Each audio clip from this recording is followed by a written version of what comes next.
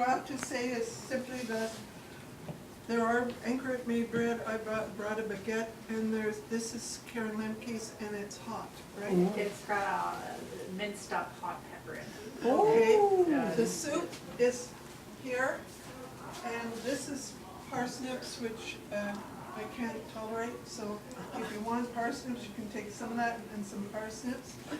And this is pasta, and one of our members is gluten intolerant. I keep saying lactose. So if you want pasta, put it in your bowl. Okay. And those crackers are gluten intolerant. Thank you. Glucose intolerant. Yeah. And thank you everyone for your contribution. They're good. And it's great that so many people brought stuff and that we're all together. Thank you. And I think all of this has been because of Anchor. Her dream continues to unfold here. And we're very grateful that you started all this and that you're continuing all this. Okay. Should we read the book? Should we read the stone soup? Hillary's going to read it. Oh, I'm going once to we're read sitting it. down. Once we're sitting down. Well, Okay. Once should we're you read sitting it down. when we're eating so everybody's quiet? Yeah. Maybe Hillary or something. Right away. Well, as soon as you get your soup, I'll read it, and then we can all start chatting. Okay, you bring your bowl and your spoon. Bruno had no home and no money. He travelled from town to town, hoping that people would come, hoping that people he met might spare him a bit of bread and a place to sleep.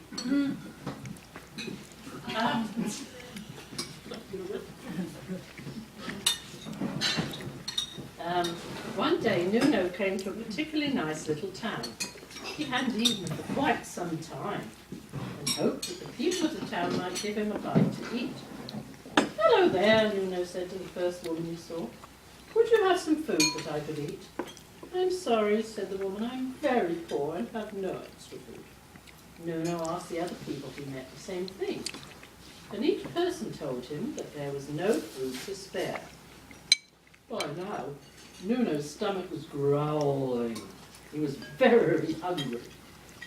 But it seemed there was no food to be had in the whole town. Disappointed, Nuno kicked a stone that lay in the middle of the dirt street. As the stone skipped into the ditch, Nuno had an idea. Quickly, Nuno picked up the stone. He headed into the middle of town where there was a large cauldron. Having filled the pot with water, Nuno then gathered some sticks for firewood.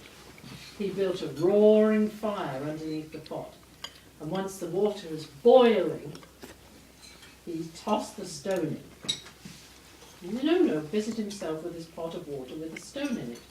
"Just a little bit longer," he said, stirring away. This'll be delicious," he said, taking a sip of the hot liquid.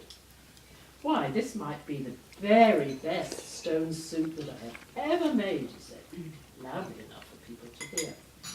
The people in the town did hear Nuno and gathered to see what he was doing. "What are you doing, mister?" asked a small boy who came to watch. "Making stone soup," Nuno replied. "Stone soup?" said the man. "Why, I've never heard of such a thing. I bet it won't have any taste at all." "Oh, stone soup is very delicious," said Nuno. "Of course it could be even better if I had a carrot or maybe some turnip." "I've some carrots to put in the soup," said a woman who Nuno had talked to earlier in the day. "And I have some turnips," said the mayor's wife. "I have a cold stack of potatoes we could use," said one of the farmers. "My mother has salt and pepper to season the soup," said a small boy. Pretty soon the people of the town arrived with ingredients of all shapes and sizes. There were carrots and turnips, potatoes and cabbage, salt and pepper, onions and garlic, beef and beans, and even a dash of oregano. Soon the stone soup was ready to be eaten. There was enough of it to feed every single person of the town. Nuno had been right, it was delicious. The next next day, Nuno left to continue his wanderings.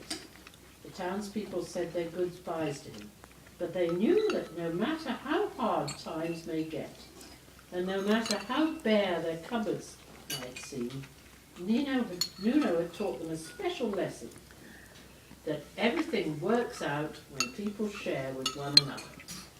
Bravo.